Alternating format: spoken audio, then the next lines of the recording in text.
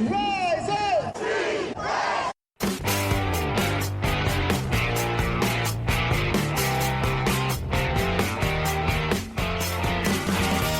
This is the Rise Up See Red podcast, all about the Arizona Cardinals and the NFL, featuring insider and outsider perspectives. Enjoy the best hour of Cardinals talk on the web.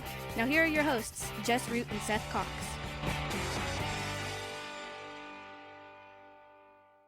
Hello, Arizona Cardinals fans, and welcome to the latest edition of the Rise Up See Red podcast, the best hour of Cardinals talk on the web. This is episode 363, and I'm Jess Root, your host from CardsWire.com, the USA Today NFL wire site covering the Arizona Cardinals. This is still not one of our regular editions, whether our regular episodes. Seth Cox is not with me in this edition of the show. It is the fifth installment of our 6 opponent preview shows, and it is part 2 of our NFC South opponent previews, as we will take a look at the Tampa Bay Buccaneers and the Atlanta Falcons, the Cardinals' Week 16 and Week 17 opponents. So in this edition of the show, I sit down with the managing editors for BucsWire.com and FalconsWire.com. We're going to start off with the Buccaneers, whom they face on Christmas night. That's coming next. All right, next up in our preview set, opponent preview shows or segments, is Luke Easterling, who actually has a ton of hats here over at the NFL Wire Network because he has run the draft side, Draft Wire, and on again, off again, but is now on again over at BucsWire. So he has multiple hats here. I can't remember if, I think this is the first time you have been on for one of the podcast preview shows, because I think did you come on a year or two ago when they faced the Bucs before? I can't, or if I had another. It probably was someone else. I came back to the BucsWire part of it. Because I remember Bonnie, but then I don't remember who took over after that. Oh, geez, who was after Bonnie? I'm gonna lose that. I can't remember who took over for Bonnie. But yeah, I came back in the September, like right before the Brady season, so it was 2020. Because I did BucsWire off and on. I was helping Bonnie out for a little while. And then I left and did Buck stuff for Sports Illustrated for a little while. And then I came back right before that Brady season started. So I've been back at BucsWire since that 2020 season. But Luke is a friend. Like, Luke's obviously a friend of the show. He's also Seth Cox. Seth Cox, my co-host, knows you pretty well as well in the draft community. Yes, I know Seth. Yep. And so glad to have you on as we talk about the Buccaneers, as Tampa Bay will be the Cardinals' opponent on Christmas night at home at State Farm Stadium. Tampa Bay has a lot of Arizona connections still, but what we want to do is kind of go back over this last season, which did not end the way the Bucs wanted it to be. After winning their championship in the 2020 season, they didn't quite make it that far. So, as we look at last season, was it kind of a championship or bust type of scenario, or like how disappointing was it to end short of the Super Bowl? I mean, it was super disappointing, and I think that if you kind of look at the way things happened after that game, it feels like championship or bust, because I feel like they beat the 49ers in Tampa the next week. And I feel like I like their chances against the Bengals in the Super Bowl too. You know, I think we all knew that the Rams were probably going to be the toughest opponent on that road, especially once, you saw San Francisco with the upset, and that would have given the Bucs home field advantage in that title game. So, it was kind of the opposite of the 2020 season in just about every way, right? The 2020 season, they didn't have a great start. The regular season, again, they were 7-5 at one point, and would then finish so strongly and win 8 games in a row. Still made the playoffs as a wild card. Didn't even win the division, and then obviously the ridiculous playoff run. They go on the road 3 straight weeks. They beat Washington. They beat Drew Brees in his last game in New Orleans and avenge that sweep in the regular season. They go to Green Bay and beat Aaron Rodgers in Lambeau at the NFC Championship, and then obviously the ridiculous dominant win in the Super Bowl. And that was just ridiculous. But again, the regular season was kind of rocky, and it built up to that. Last season was the opposite, right? They set the franchise record for regular season wins. The Bucs had never won 13 games in a regular season. They did that last year. They won the NFC South for the first time in over a decade. So they went into the playoffs and even got a little bit of help there in the last week. They gave them a higher seed and gave them that home field advantage for the first 2 weeks of the playoffs. And they had a big dominant win over the Eagles. Probably could have been a lot worse. It was 31-0 in the third quarter. And they kind of called the dogs off a little bit at the end and made the score not really indicative of how ridiculous that game was. And then the following week, I mean, what can I say? You know, they had home field advantage, everything going for them. And that first half, they just did not show up. They got out-coached. They got outplayed. And they looked really, really bad. They looked unprepared and completely not ready to be on the stage they were on. And it's absolutely a miracle that game came down to the final seconds with, again, you know, a ridiculous comeback by Tom Brady. And a lot of people talk about that comeback and being one of his iconic ones. You're down 27-3 in the late third quarter, and you make that a tie game in the final minutes. But I think people ignore the fact people have been blaming, at least in Buckstown, you know, people are blaming Todd Bowles for that play call at the end that let Cooper Kupp get deep. And obviously he would like to have that one back, but that comeback doesn't happen if his defense doesn't go out and cause turnover after turnover after turnover in the final 20 minutes of that game to keep handing the ball back to Tom Brady over and over and over again for those touchdowns they got at the end. So, I mean, they somehow made that a game at the end, and they almost got the ball back again. I don't know if you remember that, but Matt Stafford fumbled the ball on the first down play in that final drive. Game.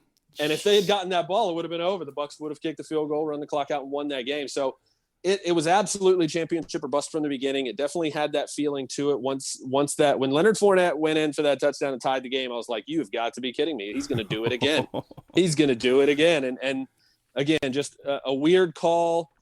It didn't look like the communication was very good. And some people, you know, who were supposed to blitz did too late because they didn't know the call. And there was just too much confusion.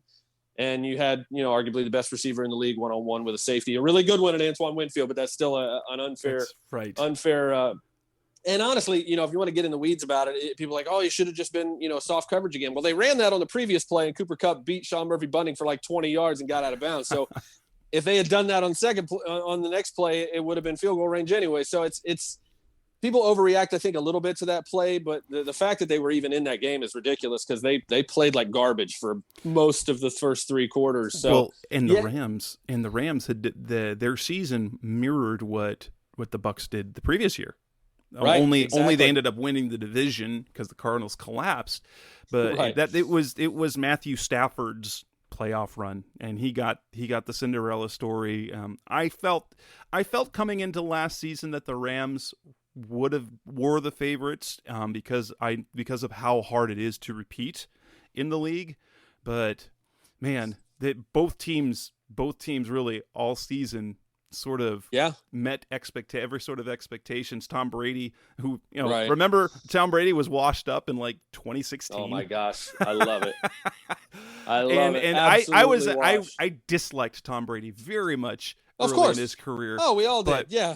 But, you know, as I've gotten a little older, I'm like, how can you not like this guy while he's hard to deal with on the field sometimes, he loves football. He loves his teammates. And how often we're never going to see anything like this again. Because even as hard as as great as Patrick Mahomes is, there is almost no way at all that he's going to be able to do what Tom Brady did. And he got more likable. And I rooted for Tom Brady, and especially rooted for the Bucs against the Rams because Rams. Yeah. And I'll agree with you that it was Matthew Stafford's magical playoff run, but I really hope he sent a very large fruit basket to Jaquiski Tartt for dropping that interception. Because that run doesn't happen if he catches that football. So that was a magical moment. It was, and I know that Matthew Stafford, like you said before we started recording, we were root for players more than teams. Obviously there are teams I root for, but there are so many players that I respect throughout the league and like to see being successful. And Matthew Stafford's one of them because he reminded me a lot of Carson Palmer. I wish they would have gone out and got Stafford about 2017, 2018. Didn't happen. But yeah, it's good to see a guy who's had a career like that to finally hit the precipice. And I'm just sad because we never do. Yeah. That's for sure, man. and being and doing draft work for as long as I have, there's always somebody on whatever team that wins the Super Bowl that, that I've either had time to interview and speak with and get to know over the years from the scouting process, especially if it's a later round guy that, during the draft process, nobody really knew about. And I got to know that person. So Cooper Kupp is one of those guys. I remember speaking with him at the Senior Bowl and spending time with this guy from Eastern Washington that was like, he's the son of a former third-string quarterback for the Cardinals. I remember exactly. Craig It was like it was a plucky little story, right? And then he becomes what he becomes. So it is always fun to be able to root for those stories. So coming up next on the Rise Up See Red podcast, Best Hour of Cardinals Talk on the Web. Let's move on to the offseason, because the Bucs, who has been an interesting time. Pretty boring for the Bucs. Not a whole lot of epic storylines. So, we'll talk more about that coming up next on Rise Up See Red. We're back on the Rise Up See Red podcast, the Best Hour of Cardinals Talk on the Web. The offseason, it looked like the Bucs were going to be making a big transition as Tom Brady. Well, first, it's reported that Tom Brady's going to retire. He says, wait, no, I haven't decided. Then he says, yeah, I'm going to retire. And then a little bit later, he unretires. What was that like in Tampa Bay? Because you went from, okay, we're going to run it back to, oh, crap, we need a quarterback. And you have Bruce Arians talking about, Blaine Gabbert. Right. Now, I understand this. Bruce loves his guys. Like there was a special relationship he had with Drew Stanton, and then since 2017 with Blaine Gabbert. I don't necessarily get it, but there is a part of him that, even though Arians has had great success with some of the greatest quarterbacks that there have been in the league, but he loves his backups. Loves them. It's weird. Yeah. By the way, my favorite Blaine Gabbert story, by the way, is I was in the locker room in 2019, and he spent most of that season injured, had a shoulder injury, and didn't play much. But we were in the locker room one day for open locker room and practice. Remember open locker room? Remember when that existed? Please, let's come back this year. It should be back this year. We'll tell long stories about that. But I remember being in there, and Blaine is having a very in-depth, animated conversation with the team chef, who would come into the locker room and had this huge slab of steak, some really fancy steak that he was explaining to Blaine, this particular way to cook it, this particular treatment, oh, you need to do this and this and this and this. And I'll just remember Blaine Gabbert literally hanging on every word and taking notes and literally being thank you, chef. Thank you so much, chef.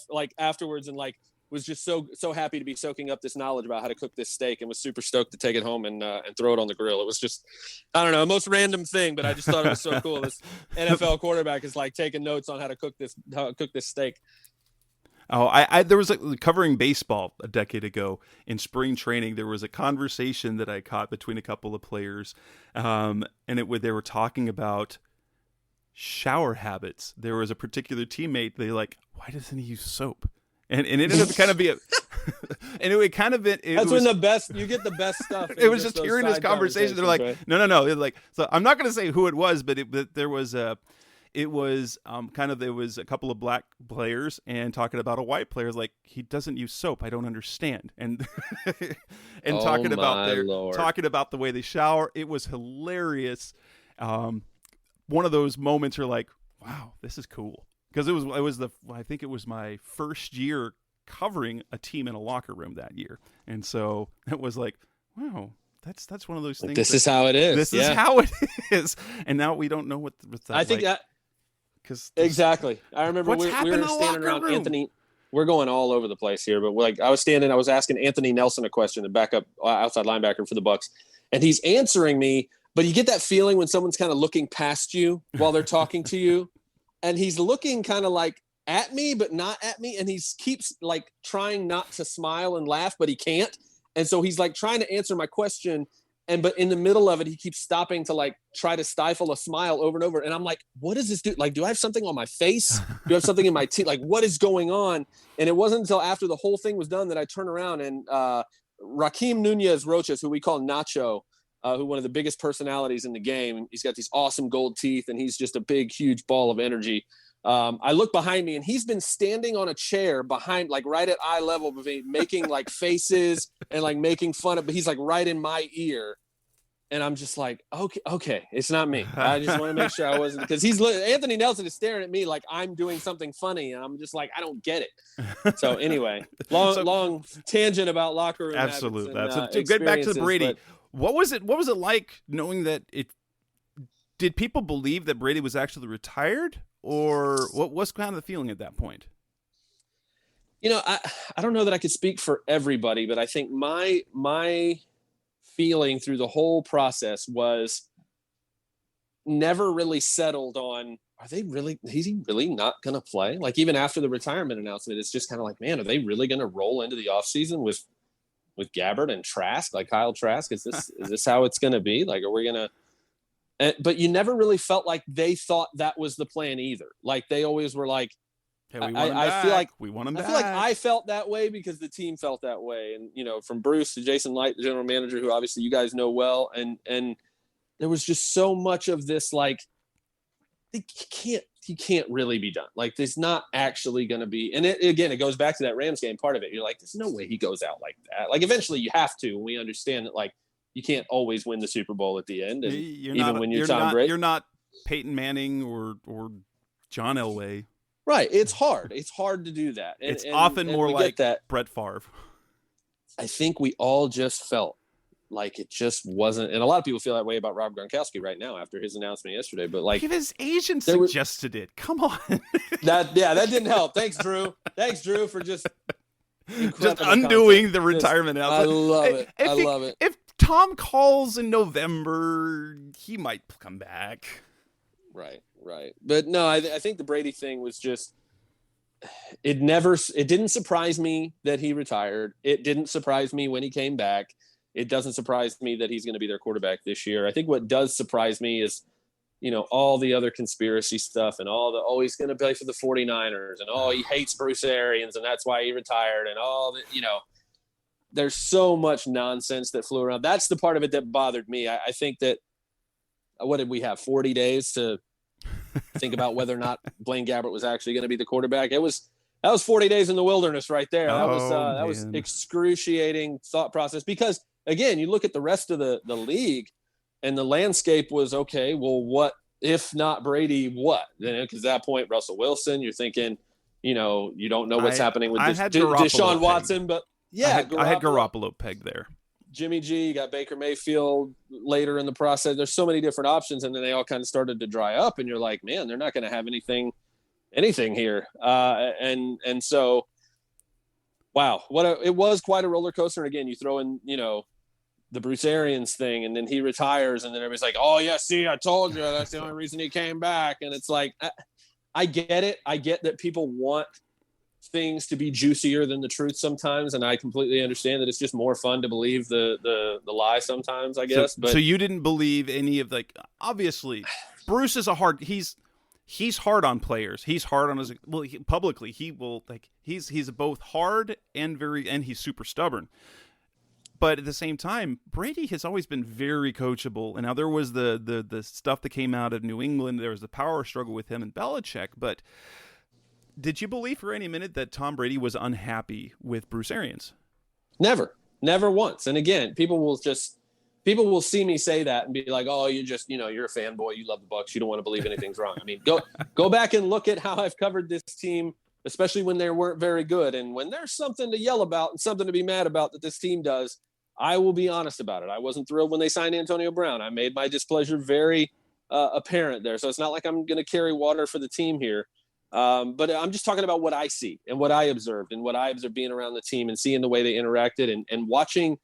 Go back to they said the same thing the year before, Jess. They said the same thing when they were 7-5 and, the offense wasn't clicking still halfway through the season. And they were like, oh, it's because, Brady's mad that he criticizes him in the press conferences, as if Brady's a friggin' 12-year-old who doesn't have thick enough skin at this after 22 years in the NFL to be able to take criticism publicly. And like, there was that kind of stuff that bothered me, that people are just like, oh, they said the same thing then and they went and won a Super Bowl together. So it's just like, I think people, again, they would like for the story to be more interesting than the truth, which I believe the truth to be that Brady's retirement decision was its own thing. Yeah. Bruce Arians' retirement decision, which again, you have to go back and look at Well, look at the pattern of behavior in Bruce Arians' life and career and his relationship with Todd Bowles, his relationship to his coaches, and how important. A lot about his assistants. Right. This is stuff I don't have to tell you and your listeners, right? You guys know this stuff. This is why it's so important to him. So he felt wronged by Mike Tomlin when he was made to retire at Pittsburgh. He was really hurt about that because he felt that Tomlin was going to go in and get him an extension, get him a new contract. So he has always cared deeply about his assistants and his legacy as well. And so when he came out and said, this is the perfect time to go out because you've got a great team. Brady's back. I'm going to hand these over to Todd Bowles, who's capable, and I'm just going to move up, and then my staff stays. My staff stays intact. They have jobs, and they're in a perfect position to be successful. And Arians has cared a lot about his legacy and his assistants, especially. He was unhappy. I don't want to say unhappy. He was disappointed when the Cardinals did not hire James Bettcher to basically keep the staff intact there in for 2018. And so he looked at this and he said it point blank. I saw an opportunity. He said it out loud with the ownership sitting there. He said, I didn't want to give them the opportunity to make a different hire. Right. He told them that to their faces in front of all of us. He said, if I stay here and I retire after the year and the whole band breaks up and they get to hire whoever they want. They didn't get to do that this time. I dictated exactly where this went. Like whoever has that kind of power, you know what I mean? So, and again, there's so many elements to it. So I think what makes me most aggravated about that whole thing, the conspiracy thing about Brady and the Dolphins and the 49ers and all that stuff, which again, maybe there's some sort of kernel of truth to where if because Brady didn't really deny this part of it when he was asked about it after minicamp, in terms of being involved with the Dolphins, if he stays retired and, Stephen Ross calls him up because they're Michigan men and he wants to own part of the team, like that part makes sense to me. That's the part of it that I could be like, okay, I could see that. You're talking about him. Oh, now we're going to get him and we're going to also get him to play quarterback, which would have taken a 3/4 vote from the owners to approve. And like, okay, now that's outlandish to me. That's kind of far-fetched. And that's really the only part that matters. It seemed like this was all being driven by people who just couldn't fathom that Brady would come back and play for the Bucs again on purpose. And again, we couldn't fathom why he did it in the first place. But like, I just don't know why people needed to believe that Brady doesn't want to be here, that Brady doesn't want to play in Tampa Bay after the experience he's had here, the talent they have here, the chance they have to keep competing for Super Bowls here. I just don't understand what people don't get about that. But it mostly made me angry because I felt like it was overshadowing what Bruce was doing for his staff, for his coaches, totally. for Todd, who is more than deserving of another chance to be a head coach. I feel like that got lost in everybody's need to blame this on Tom Brady. And that's really what kind of pissed me off about it, is that was getting lost underneath all of that. And I think it's something that should have been much more celebrated than it has been. Absolutely. So in the offseason, Brady's back. It's now Todd Bowles in charge.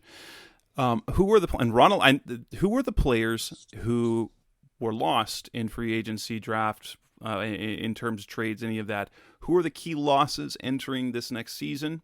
And who was gained in free agency in the draft that should step in and their impact? All right, so a bit of a different situation than last year, right? They came back after that Super Bowl with the entire starting lineup, all 22, both sides of the ball. All the specialists were back as well, so technically 25. Most of the depth guys, that roster was pretty much intact. They didn't lose a whole lot. Not the case this time. They knew it wasn't going to be able to afford it. You and I were talking about hockey in the pod before the pod. Before the show, and it's similar to what the Tampa Bay Lightning had to do this year, right? They won the cup. They knew they couldn't keep everybody. They pretty much lost their entire third line in free agency. Didn't seem to bother them that much as they're back in the finals again. But the Bucs knew they couldn't keep everybody this time, and that was evident in the fact that they lost some key starters in free agency. Jordan Whitehead, one of their starting safeties, went to the Jets. Alex Kappa, their starting right guard, went to the Bengals. O.J. Howard, a key tight end reserve guy, he went to the Bills. You lost, let's see, who else? Ronald Jones went to Kansas City, even though he was nobody really expected him to come back anyway. He wasn't really living up to the expectations. Retires. Right. You've got Gronkowski now who won't be back. He retired. So yeah, that's and the big retirement, honestly, that I feel like everybody has forgotten about to a point is Ali Marpet, Yeah. who is one of the best guards in the NFL and was really the most surprising. Everybody was talking about Gronk and Brady and whether they'll come back, and Sue, who obviously won't be back now. But you know, the Ali Marpet loss is a big one, and I think honestly maybe the most important move the Bucs have made in an aggressive move, an offensive move to fill that spot, is getting Shaq Mason from New England for a 5th round pick. I think that may have been the heist of the offseason across the whole league, because that immediately solidifies one of those guard spots and gives you another, I think, Pro Bowl caliber player there. But again, I mentioned Ndamukong Suh, but I'd put him as one of the big losses that they'll have, because he won't be back now that the Bucs have signed. Again, one of their big additions this offseason is Akeem Hicks. They've filled that role, that veteran run stuffing defensive lineman role. So they won't be bringing Sue back now. Obviously they had a draft class that they're expecting big things from. Logan Hall, their top pick, is a defensive lineman as well. More of a pass rushing type of guy that'll probably rotate in as a rookie. Luke Gadecki, their 2nd round pick, probably compete for that left guard spot that was vacated by Ali Marpet. He'll be battling with Aaron Stinney, a guy who has started before for them. Robert Hainsey, a guy they drafted in the 3rd round out of Notre Dame 2 years ago. And then, the other guy that stands out in terms of the additions is Russell Gage. The number 3 receiver in this offense is going to get a lot of targets anyway. And the lack of proven depth at that position was kind of exposed last year at times, and even the year before when some receivers went down. Obviously, you know what you're getting in Mike Evans, but especially with Rob Gronkowski not coming back now, assuming that's the case when we head into week 1 and he hasn't changed his mind. Russell Gage is going to play a huge role in this offense, and it shows by the fact that they gave him $10 million a year over 3 years. And the fact that, again, we still don't know when Chris Godwin is going to be back. Hopefully, obviously, we'd love to have him week 1. But you have a torn ACL and a serious knee injury in December. It's not out of the realm of possibility that he would not be ready, obviously, for the first few games of the season. So Russell Gage basically becomes the number 2 receiver in this offense until Godwin comes back. And if you don't have Gronkowski, that's going to be an even more important role. So expect Mike Evans, obviously, to get more targets if that's the case. But Russell Gage is going to be he's somebody that, again, Tom Brady reached out to personally and went to the team, was like, I want this guy. We need to get this guy. So Brady's not doing that unless he's planning on feeding him the ball quite a bit. So those are really the big ones. Again, Cade Otton, who's a 4th round pick out of Washington, he'll now be a bit more important, I think, in the offense with Gronkowski not coming back. He's that big, athletic, versatile tight end that they'll hope can develop into anywhere near the player Gronk was. Obviously, he was kind of a unicorn, but that's kind of what they need him to be in this offense now, a guy that can do it all. So yeah, I mean, that's the rest of everybody is pretty much back. They've got a lot of key starters back at key positions. The two additions that I think could make the biggest difference on defense, they went and got 2 really good, cheap veterans in Logan Ryan and Keanu Neal, who bring athleticism, intelligence, the ability to communicate because of their experience in multiple defenses. Logan Ryan can play safety, can play in the slot, can play corner. Keanu Neal's played linebacker and safety at this level. Those 2 guys coming in and giving more veteran experience to a pretty young secondary still, I think is going to make a huge difference for how consistently this defense is able to play well. Question on Logan Hall. Do you see him, because he was a guy that the Cardinals really liked as well, and my co-host Seth, he's talked about what his future is. Do you see him playing more interior defensive end, or out in that outside linebacker position? He's definitely an interior guy. And again, it's hard, today's NFL, there's not really a whole lot of 3-4 and 4-3 teams. There's nobody really plays a straight base 3-4 or 4-3 anymore. It's a lot of hybrid stuff. It's a lot of under and over fronts, and everybody's moving around. And honestly, every defense is in nickel plus every play now. And so it's a 4 down. There's not really any. It's a 4-man front, pretty much. Exactly. So in that alignment, he's going to be an interior guy. He's already beefed up, I think, to around 290. I think he said, which again, you're not putting your guy out in space at that size.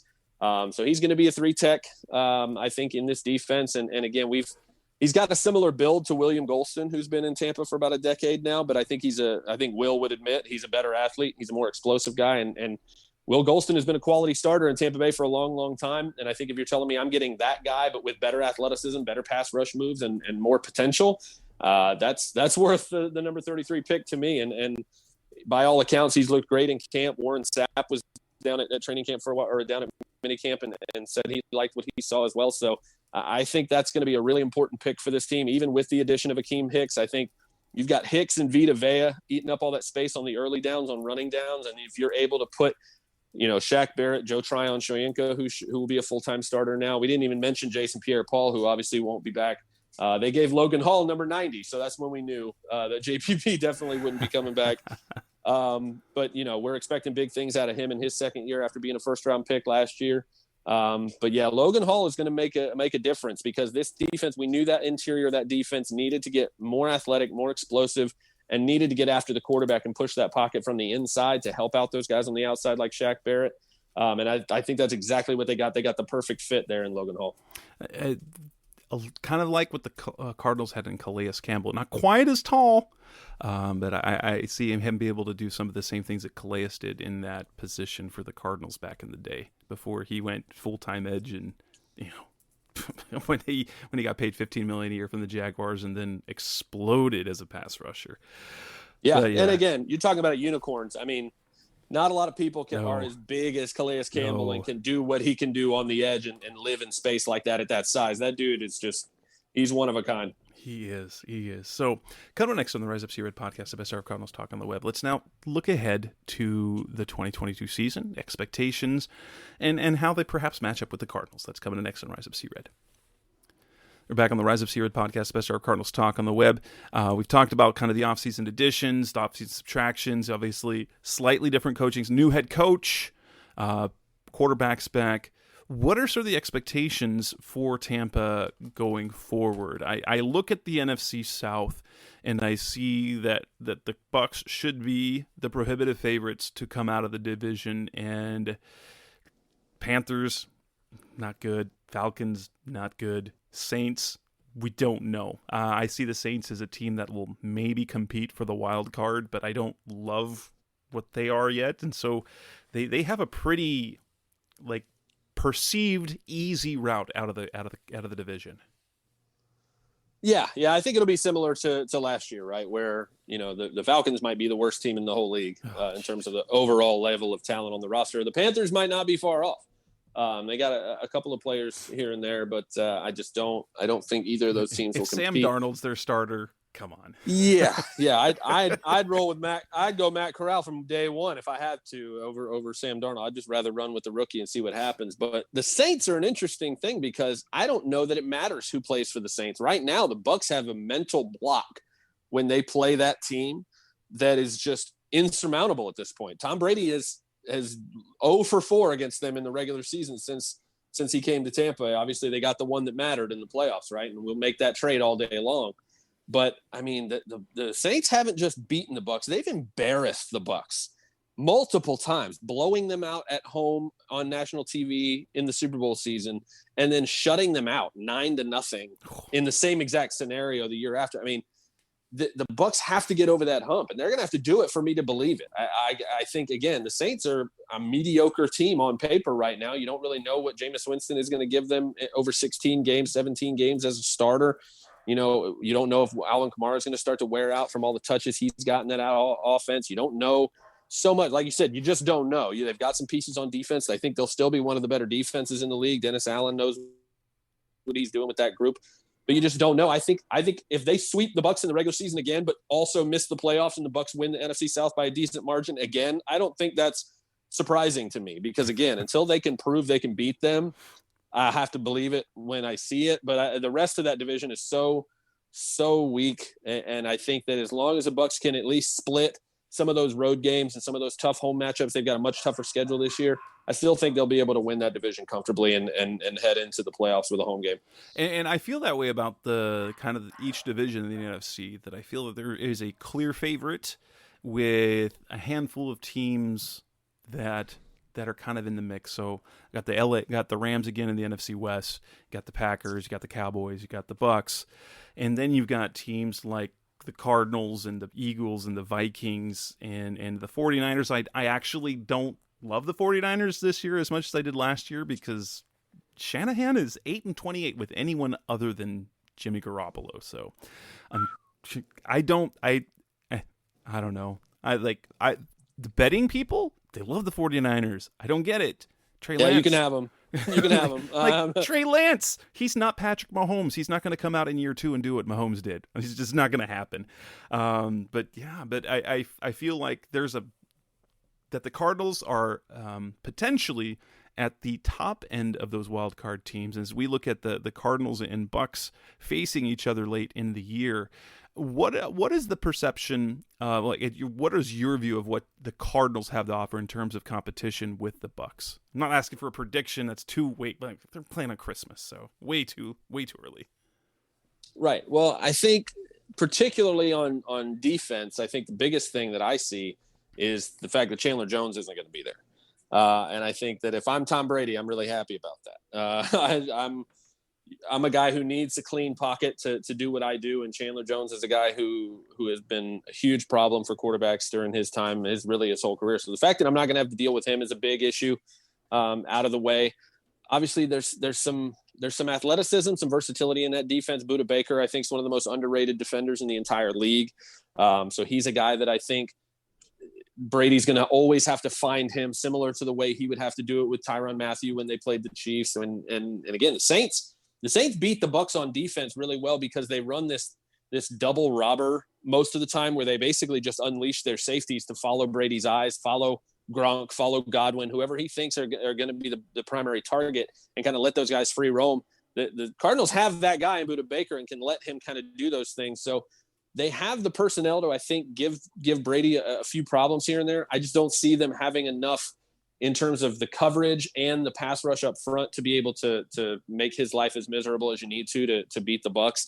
And then on defense, it's really about what defense shows up for the Bucs, because I think on paper they have the horses at every level to handle the best of what the Cardinals do. And again, when you're playing a quarterback like Kyler Murray, you'd better have linebackers who can run.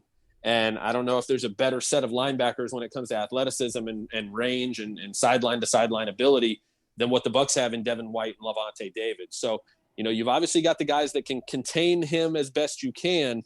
And it's just about making him make decisions. You want to make him look like the worst version of himself that we saw at times last year, instead of the MVP version we saw when they were undefeated halfway through the season. So I think, again, the Bucs have all of those advantages on paper, but they have to execute. If they're not, disciplined in their gap integrity, if they're not disciplined in keeping Kyler Murray contained and not letting him break the pocket and make plays on the run, they've got the explosive playmaking ability to make you pay. So I think, again, as long as the Bucs play to their potential, I like them in that game, even on the road.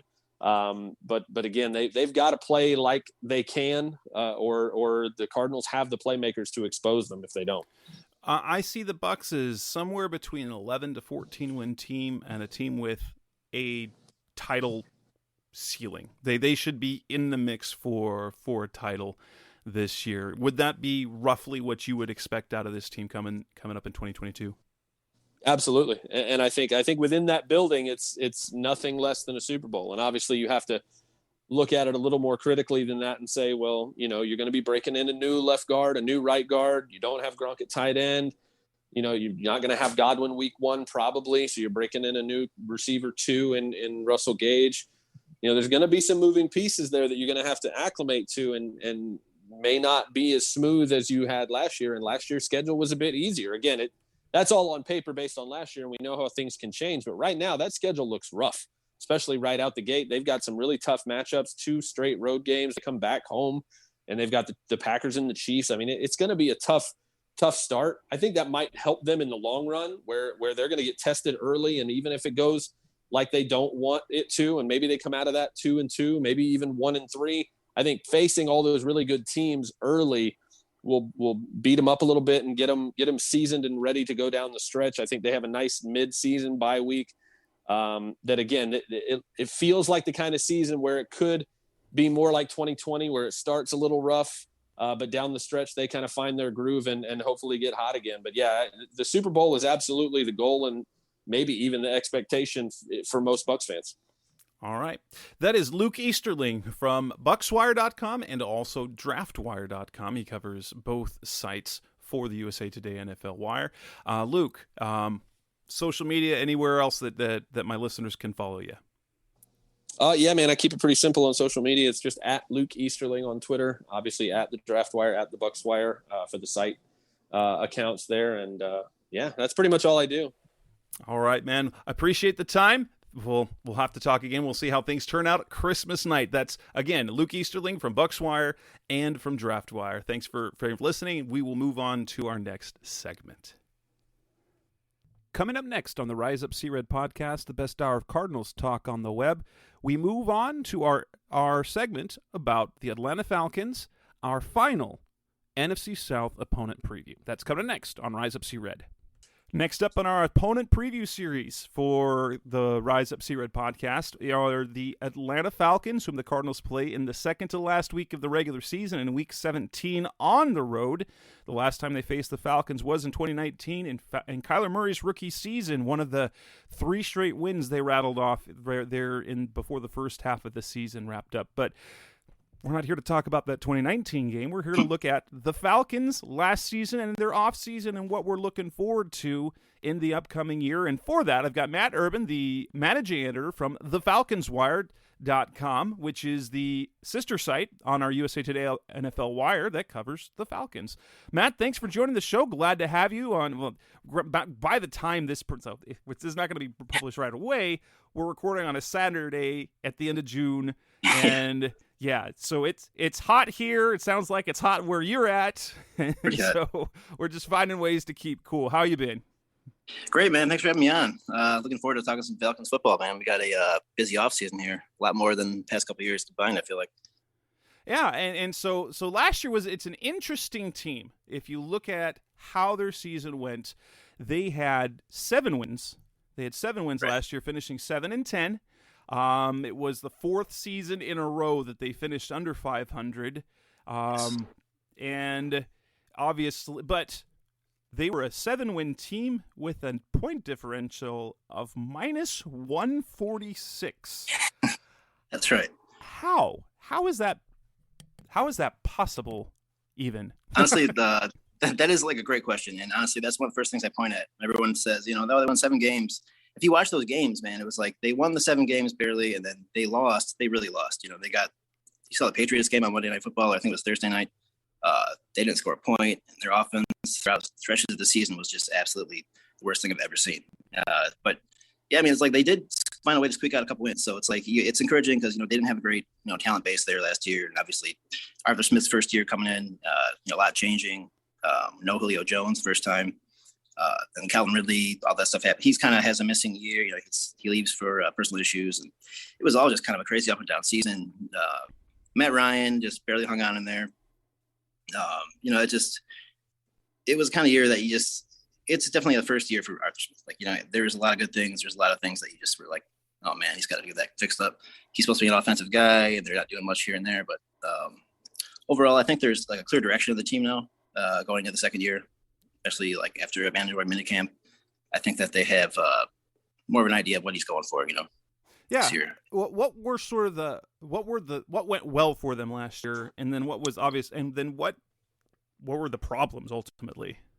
Right. So I think what went well is mostly just Cordell Patterson. I mean, he was kind of just a revelation. The Falcons haven't had a running game in 3-4 years at all, really any kind of consistent running game, and all of a sudden, not that they were great running the ball last year, but Patterson kind of gave them just that ability to run the ball a little bit again, respect the run game a little bit. So yeah, they got they're more of a physical team, I think. But really not much to say good about them overall as a defense. Like I felt like they were scrappy, they hung in there a lot of games. They kept it close, but they just didn't have the dogs. The players were not there. And throughout most of the season, pretty much all the games were close, and it just really, really got away from them. And so I think going into the second year, there's a lot of areas they should be better at, but a lot they did well last year, honestly. I mean, yeah, passing the ball, throwing the ball, stopping the run, stopping the pass. They were pretty much at the bottom of any of those categories we look at it. Well, they did have a couple of bright spots offensively. You mentioned one, Cordell Patterson, Kyle Pitts, long time in the NFL, and fantastic returner. Has always underwhelmed as a receiver. and put him in a running back role, and guess what? He was really great. And then the other guy that you watch is Kyle Pitts. How good was he as a rookie? He was good. He had a couple of really good games, really promising games. I think the London game against the Jets, he went for like 150 yards, and he definitely looks really promising, but it wasn't quite as, impressive of a season game to game as you would have thought. He had one touchdown. He was kind of brought in to be a red zone threat, and they didn't really figure that out last year, but definitely got a crazy upside. And, a lot of it was more just the offensive line was so bad last year. Like they couldn't, it was Matt Ryan had half a second. And when he did, there was no one even the receivers he was throwing to were, his fourth and fifth guys going into the year. So it was just kind of a big mess in terms of that. But Pitts definitely was a bright spot. Really fast, really athletic. Kind of really played well, lining up outside a little bit.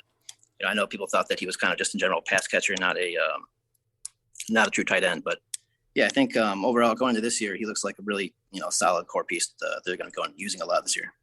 You talked about Arthur Smith. What is the feeling of him as a head coach, especially after 1 year and having a very interesting year to say the least? How do people feel about Arthur Smith moving forward? I'd say they're right in the middle right now. The record over time has kind of brought people back. During the season, I think people were pretty down on him throughout watching the games, but 7-10 record overall. He's kind of I wouldn't say a shy guy, but he's not like the most outspoken kind of guy. So he was definitely a little uncomfortable throughout the year, talking to the media, getting used to all that kind of stuff. And the team seems to be behind him, though. I think he kind of was a little more confident seeming this year. He's a better, clear vision of what he's trying to do. Like last year, they're dealing with so much, turmoil of, trying to go from this pass-heavy team to this run-first system without the players to do it whatsoever. They have a couple good offensive linemen and Chris Lindstrom and, Jake Matthews, obviously. But the rest of it has just been, really, really poor and turning over a lot. So I think it was a solid year for him. He got 7 wins. It was the most they've had in a couple of years before that. They had 4 wins the previous year. And you could say they had a worse team last year than they did the previous year. So I think overall, I would say it was like a successful first year. But fans are definitely want to wait and see approach with him a little bit, I think, too. Coming up next on the Rise FC Red podcast, Best of Cardinals Talk on the Web, we're going to talk about the Falcons offseason. Who did they lose? Who did they trade? Who did they gain? That's coming up next on Rise Up Red. We're back on the Rise Up Red podcast, the best of Cardinals talk on the web, and let's talk about what obviously the biggest thing that they did in the offseason was the decision to move on from Matt Ryan. Did you feel at this point in his career, was it time to move on? Personally, yes. I've been of that thought for about 2 years, and it's not because I'm not a great fan of Matt Ryan. I have great respect for what he does, what he's done here. But his contract has been eating this team up, for the past couple of years, and they kind of just keep kicking the can down the road. They kept just, renegotiating his deal, pushing the money down, and then this cap hit has been, hurting them for years in a row. And it's why they haven't been able to add any free agents past few seasons. And I think it's right. They made the right move here, kind of just like taking the hit. He's got like a $64 million dead cap hit or something total. And so I think they're doing the right thing here. It might be, a bit of a transition, but Matt Ryan deserved to play on a better team. He's been, I think it's going to be a little bit of a Matt Stafford situation where the fans will probably see him doing well on the Colts and also be happy about, a new day in Atlanta. Because if you watch them the past few years, it's not like Ryan he's been a solid quarterback. He's been really good. His lack of mobility with the way the team is structured with the offensive line, the middle of it being so weak, it's been kind of just a disaster. So I think he deserves a situation like the Colts where they have, they're solid up front and good running game and everything. And I think, so ultimately, I think it was the right move. It just, it's a tough decision to make. Obviously, the guy's been here for 13 years and fans love the guy and former MVP. But yeah, I think it was the right move ultimately. And that leads us to the quarterback change, which is instead of drafting a quarterback in the first round, now we'll talk about their draft in just a moment, but they moved to Marcus Mariota, a guy that Arthur Smith is familiar with and comfortable with. What is the feeling about Marcus Mariota entering 2022 in terms of how he can lead the team? Is he pretty much the guaranteed starter? Is there a competition between him and Desmond Ridder? Yeah, I think I think the idea with the general thought process around Mariota is it's cautious optimism. I think that I assume he's going to be the starter. I wouldn't say it's like in stone, but Arthur Smith tends to be a little bit. He tends to be a little bit tentative with rookies. Like he didn't play Richie Grant much last season, the second round pick. So I kind of have a hard time seeing that Ritter's going to go out there and be the starter week one. But I wouldn't, rule him out getting him on the field at some point. Last year they ran Felipe Franks was their number 2 quarterback. And he's kind of a run first guy. And Arthur Smith liked to throw packages with him out there to kind of mix it up a bit. So I think he'll probably get on the field. But Mariota, it seems like it's going to be his first shot here. And obviously he has a past with Arthur Smith. They were together in Tennessee. And, Arthur Smith actually kind of, I wouldn't say he gave up on him, but he was a guy that benched him in favor of Tannehill, And, but obviously the relationship was fine because they, mended it and he signed here. But, I think people are wondering if they can kind of have if Arthur Smith can kind of have a, similar situation here with Mariota as he did with Tannehill, because Tannehill was also a top pick, and a little bit, he was on a second opportunity. So, I think it's probably Mariota's team so far, but I'm not going to rule out Ritter getting in there. If we look at the players that the Falcons lost, obviously Matt Ryan is the big one. That's a big transition when you go from a more than a decade-long franchise quarterback who is aging. Eventually, you have to cut ties. But the other surprise was, I'm sure Falcons were expecting a return of Calvin Ridley, only to find out that he got suspended for the year for betting on football while he was away from the team. How impactful is that loss? Or better yet, was he going to be moved? And so this was just a case where they lost out on some sort of compensation for him? Yeah, that seems like what they were kind of indicating once the suspension came out, that they had offers on the table for Ridley and had been planning to move him, it seemed like. But what gets lost in all that is that when he was on the field last season, he wasn't a great fit in the system. I don't know if it was whatever was going on with him off the field, but he was not effective last season when he was on the field. And so once he left, they never really said what it was for. It was just a personal leave. I don't know if he said he was going to get his mental health together or something like that. But so I don't think he was in the long-term plans, and it sounded like they're going to trade him. So now it's kind of an interesting situation because his contract just gets pushed to next year. So I don't know if they're going to, maybe they reset and kind of see how things are going with him, or they just look to move him immediately or what. But it's kind of complicated there with Ridley for sure. Who else were impact losses, whether they've been cut, losses in free agency or whatnot? Okay, for sure. Definitely number 1, Foye Oluokun, middle linebacker. He led the league in tackles last year. Really good player that's developed, as a 6th round pick out of Yale, I think. Really good player. He signed with the Jags over the offseason. And then Russell Gage, who was kind of de facto number 1 receiver last year, signed with Tampa Bay. And, that's a pretty big loss too. And that's really the main two. And then Ridley, obviously. And then Dante Fowler. He was released, but he technically didn't. It was like the contract was not actually 2 years. It was like a 1-year deal. It had a void. Yeah, right. Had void thing, right? Okay. So that's a loss, but that was kind of expected. So overall, they pretty much got rid of everyone, and they didn't re-sign many guys, and they brought in a few big names. Once they got a little cash, they brought in. I don't know if you want to do that after this or not, but go ahead. That leads right in exactly what's next. Okay, cool, yeah.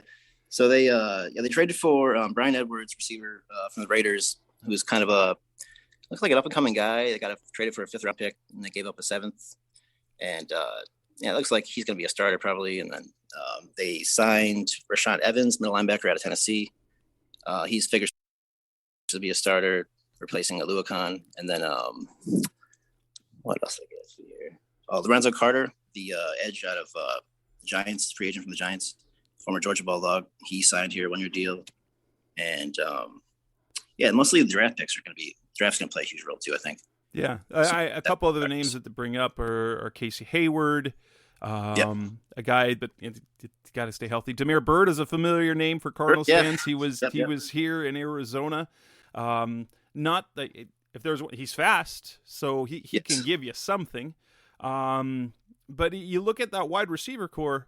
You've got, so is Gage is gone. Who is your number? As we talk about Drake number London, one receiver. Yeah. So Right. Who is Yeah, who? We'll talk about Drake London in just a second. But before the draft, what did that receiver core look like? What did it look like for the starting receivers? Right. It was bare. I did a lineup projection before the draft, and I was just looking at it, actually. I had Auden Tate, who was another free agent signing they got, who's got like very little experience, and Edwards obviously being there now, but before they traded for Edwards, I mean, I think I had Bird in there at one point. I mean, there's so little. Olamide Zacchaeus, he resigned resigned his tender. He'll be back. He's the slot receiver, but yeah, in terms of like a starting 1 and 2, they had nothing. I mean, they had nobody knew. It was anyone's guess at that point. Auden Tate and Demir Bird. So, Bird is probably not a number 1 or number 2. So let's go to the draft, because that's where they made some hay. Obviously, right. Now number 8 overall, they go with Drake London out of USC. I actually, and maybe this was a little optimistic, but I thought that they might actually go after Jameson Williams. Was the injury ultimately was the reason why they went with London over Williams? I love Drake London, having as an Arizona State guy, I see a lot of Pac-12 football. I've got season tickets to the Devils, and Drake London, it was a couple of years ago that absolutely crushed dreams of the Sun Devils. Do you feel like he moves well enough to be impactful in the NFL? That's a great question, and that was my main apprehension with him being drafted there too, because I also like Jameson Williams. I think the injury probably did play a role in that, because I mean he was clear cut number 1 guy, I think, going into the draft in most of our minds, at least for that injury in the championship game. So but Drake London, I understood the pick. He was one of my early projections to the Falcons. He makes a lot of sense. He was a clear, a healthy player at a position of great need. But also, they are, probably a year or 2 away. So I would have been okay with taking the long-term approach for a guy like, Williams or something. But yeah, London, he's obviously a big target, great catch radius. But can he create separation? I mean, that's what people are saying. I don't really know his particular 40 time. I don't believe he ran at the combine. He did not, because he was recovering from, I can't remember, it was an ankle or a hamstring that he was recovering from. Right.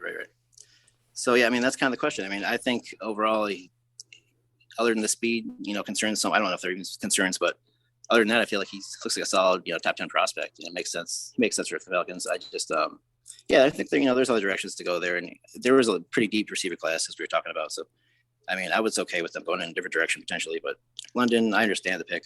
But yeah, we'll see what he can do. He's probably going to enter the season as number 1 receiver, so we'll find out right away. Right. So that's a young core of Drake London at receiver and Kyle Pitts as well. So that Mariota will definitely have some young guys to throw to. I really like the first 4 picks and 5 of the picks overall. Actually, 5 or 6 of them, because Arnold Ebiketie. He is an athletic freak. They get him at number 38 overall out of Penn State. How, do you hope, or do you think that he can be an impactful pass rusher even in year 1? And how badly does that defense need him? They really need him, and I do think so, because they last year they were dealing with they changed from a 4-3 to a 3-4 last year, and they brought in Dean Pease, and nobody really was on the roster that he drafted, or anybody that they kind of had in mind long term for that. So I think these are the first real guys they get to really put their hands on, like Ebiketie, and then also the other kid they took out of Western Kentucky.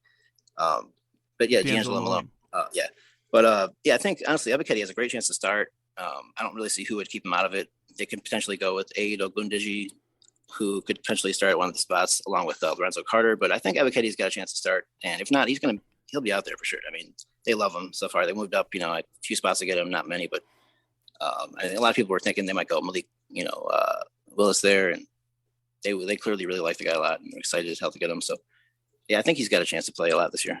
And then Troy Anderson out of Montana State, small school, but an athletic prospect. Desmond Ridder in the 3rd round, that was impressive. Yeah. Of the quarterbacks in this draft class, I think I like him the best. I know it was a weak quarterback class. Right, Willis might have the best upside. but Ritter having played at a high level at a big program with the athleticism that he has, pro ready, right? Do you think that they view him potentially as the guy that they're going to move to, or is that just a maybe, hopefully? Yeah, it's a great question because, did they just think, if they really wanted him, would they have taken him a little earlier? Because, to hope he's going to fall in your lap in the third round is probably unlikely. So, I mean, I kind of felt like they just, they're like, all right, we can't pass on Ritter at this point at 74 overall. But I do think they like him a lot. And I think he's got a great chance to be a long-term guy. But it depends on, if he gets on the field this year. If he doesn't, then say if they're in a top 5 pick position again next year, they have a quarterback sitting there. They're going to, back on Ritter, or they're going to just, punch on the new guy. So, I think it creates a good competition. Sorry, my dog's sneaking up on me here a little bit. Yeah, so it's an interesting situation. I like Ritter's long-term chances, and I think they do too. But just like I said, wait until the third to get the guy you want. And maybe it's Russell Wilson, but I don't know if you're going to back on that guy. But if he gets on the field, I think that really helps his chances. Show what he can do, and kind of give them some stability in that position, because I think Mariota can hold it down for a year or two. I'm not sure. He hasn't played in 2 years. He wasn't terrible when he got benched in the first place. I looked a little back at his time in Tennessee. But yeah, I mean, it's going to be interesting. I think he's got a shot, but I wouldn't, guarantee they don't take a quarterback in the top 5 next year if they're that bad or something. Tyler Algier is another intriguing prospect, a guy that I've watched a bit of. I do watch some BYU football. I think he's. I think he will be a guy who fans will really enjoy because of the way he plays the game.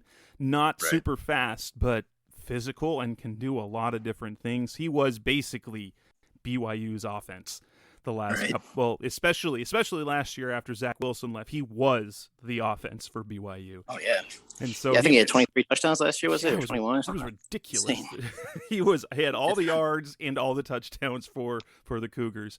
Justin Schaefer out of Georgia is not a bad pick late in the 6th round. But if you look at the top to bottom of that draft class, obviously you're expecting an impact from Drake London, Arnold Ebiketie. Where do you expect to see any sort of impact or role at all this year from the rest of the class? That's a good question. I think what you were saying earlier with Anderson, that's kind of right now it's a little bit of a convoluted position at middle linebacker there. They got Deion Jones, who they're not really, who he could be out of the picture soon. We don't really know for sure. They seem to approach the offseason like he's not going to be here. Yeah, they signed Nick Kwiatkowski, and they obviously Rashaan Evans, and they drafted Anderson. So, I mean, I don't think Deion Jones is in their minds is in the picture, but I think Anderson, if Deion Jones is out of the picture, I think he's got a chance to, I don't know if he's going to start, but I think he'll play a big role there because he's versatile. He can play multiple spots up front. Beyond that, D'Angelo Malone, really, really a good natural pass rusher. I think he'll get on the field too a bit, even if it's situationally. I think that's a guy that fans will really like watching. He had like 180 career pressures at Western Kentucky. And last season they were starting, 2 guys, Stephen Means, who's a good player. He's not a starting edge rusher. So obviously I think they have a better group overall, but I think Malone can get on the field. And then Schaefer should provide some depth there. They at left guard, they have Jalen Mayfield, who did not have a good rookie year. And then also center Matt Hennessy. So both those guys are kind of, not solidified starters. So I think Schaefer should give some competition at guard at least. But overall, I think it's a solid class. That'll probably be the last one that I would say would have an impact. And then coming up next on the Rise Up Sea Red podcast, best of Cardinals talk on the web. Let's now talk about the expectations and hopes for the Falcons 2022 season. That's coming next on Rise Up Sea Red. We're back on the Rise Up Sea Red podcast, best of Cardinals talk on the web. Still talking to Matt Urban from thefalconswire.com, managing editor over there. We've talked about what the Falcons season was. We looked at their offseason, and now let's look ahead to the coming season. Odds makers are not optimistic at all. They project this team to be bad. What is, for you, kind of the floor and the ceiling for this team, and what would be a reasonable expectation out of the Falcons this season? Right. So I think if you look at last season, they won 7 games. Overall, they've improved in, I would say, most positions, at least a little bit. And going into the year, I think 7 wins again is probably 7-8 wins is about what I expect. I think their floor is around about 5 or 6, and I think they could maybe win 10, 11 games if they get the right breaks. Thinking that they won 7 last year and that huge point differential as we talked about. But yeah, so my prediction in my official our schedule release thing was I believe it was 8 and 9. That's not bad. I mean, and if they won 7 games, as long as it's a 7-10 record, that is a much more competitive. Exactly. 7-10 record. But it's kind of interesting because I think Mariota could, I guess it's going to come down to kind of what Mariota does, right? Because they have the weapons offensively. It's just a matter of does Mariota, does he produce? Or does it sort of stagnate? Because obviously it looks like on defense you're still really young, and defensively it could still be a rocky season. But between the running game and then now adding that, and I think probably the passing game will probably be up and down as well. But with sure. Pitts and London, I think you have yourself a reasonable set. Now, the Cardinals will come to town. We'll head to Atlanta at the end of December. 17? Yeah, it's week 17, the second to last week. How do Falcons feel about that matchup? If they see that game, is that a game that they expect to win, think is a toss-up, or is one that they would have to sneak a win, or either sneak or it would be a clear upset? I think for me, it looks like a clear loss to me. I mean, I know you guys kind of finished the year tough, but at that point, I believe you would have DeAndre Hopkins back, right? He's got 6 games. Yes. Yeah, so that was what I was thinking when I predicted that game. Yeah, I think it's it's the kind of game that they could obviously win. I think Dean Pease does a pretty good job with mobile quarterbacks, so I wouldn't rule out keeping it close. But yeah, I think the Cardinals are probably a little bit underrated at this moment because they finished the season on such a dud. I've watched those final few games, and then being a Michigan guy, I was kind of a Stafford fan, so I followed them, followed the Rams a little bit. So I probably watched all the games against Cardinals, and yeah, I mean, I saw how good they were at certain points, and I think that how they kind of ended the season, people a little bit writing them off, and I personally am not doing that, so I have them losing that game for sure. All right. So again, that is Matthew Urban from thefalconswire.usatoday.com, our sister site that covers the Falcons for the NFC South. Matt, aside from the site itself, are there other ways that my listeners can interact with you, follow your stuff? You can follow me on Twitter at Matt Urban, and I don't have a podcast currently, possibly in the works here, but yeah, right then, just Twitter, I guess. Also, check out my guy Dean Worley, my contributor. He's a pretty good follow on Falcons Follow. Let me read you his Twitter. I think it's just at Dean Worley. Let me just double check for you. But yeah, man, really appreciate you having me on and everything. Looking forward to the season here. Let's see. It's we're getting really close. The training camp is now about a month away from. So I think the 26th. Well, the Cardinals veterans report on the 26th. So it's just a few weeks away instead of this part of the off season. For sure. I was gonna say one thing I did want to come back to a little bit. I just thought of it now is fans were a little bit angry about the passing on to Kobe Dean, who kind of fell down there, and Georgia guy. Yeah. They were really when they took Anderson. I meant to say this earlier. Yeah, they nobody really heard of Anderson in terms of the Falcons fan base kind of thing, and so that was a big contentious point at the time. But I think people have go around to Troy Anderson. Right, that makes sense because obviously they're in Georgia. Yeah. That Georgia defense was incredible. Now I know Kobe Dean, he fell quite a bit in the draft. Yeah, for sure. And I think it came down to medicals. And while he was currently healthy, I think he had to deal with a ton of little things that kind of scared fans away because, if he stays healthy, you have to feel like he's going to be an impact player because he was a top 15 projection. I think most people. Yes, had him. I mean, absolutely. Absolutely. And being a Falcons, Georgia Falcons fans, I mean, obviously they really love the guy. So, I mean, just in the second half, I experience it here. Now, the difference is that the Georgia program is so much better than the Arizona State program. But anytime that an Arizona State guy is a concept is a potential pick, Eno Benjamin, running back that we've got on the roster, drafted in 2020, played at Arizona State and was drafted in the 7th round. And fans here they want him to be great. Now, there's some great comments from Cliff Kingsbury that this offseason looks like he could be a starting running back. He's not going to be a starting running back. And but that's got they're like, yeah, finally. But no, I'm like, when it comes to local, like your local college stars, the players there, fans locally are irrational about them. And it's insane. I love Eno. I'm a huge Arizona State fan, so I want him to succeed. I'm just like, come on, no. While Cliff said he looks like he could be a starting running back, he's not gonna be. They just gave James Conner a 3-year contract. Right. Yeah, I mean, honestly, Falcons fans think they have something against the University of Georgia, honestly. Ever since I've been here, they're like, I guarantee they won't take a Georgia guy. And this year, obviously, of all years, that having the championship run and such as loaded defense and players all over, they were just like, I guarantee they don't take a Georgia guy. And they took they did take 2 back-to-back in the draft, but kind of guys that bubble guys anyway. So, but so that's kind of how it is in Georgia here, down there in Georgia with all those guys and Dean for sure. Yeah, I mean, they were just going nuts about not taking Nakobe Dean, but there's got to be. I feel like what you're saying, like there's got to be some kind of injury issue there because I don't feel like every team passes on him. How far did he fall? He was picked 3rd round. Yeah, it was the 3rd round. I can't remember who because I was just doing a preview show with the team that got him, and I can't remember where he landed. Let me check. I think it was Eagles. It was Eagles, right? Yes, it was the Eagles, and they were really happy to get him because they've been looking for a line. Sure. They've been looking for an impact linebacker basically since Jordan Hicks left. Right. So yeah. That'll wrap up this segment of our preview show with Matthew Urban. Again, the FalconsWire.com. Did you find your contributor's Twitter? Yes, I did. Let's come back to that. Sorry. Yeah. So my buddy Dean Worley, his Twitter is @Dean_NFL. Perfect. Well, I appreciate you taking the time to come on the show, Matt.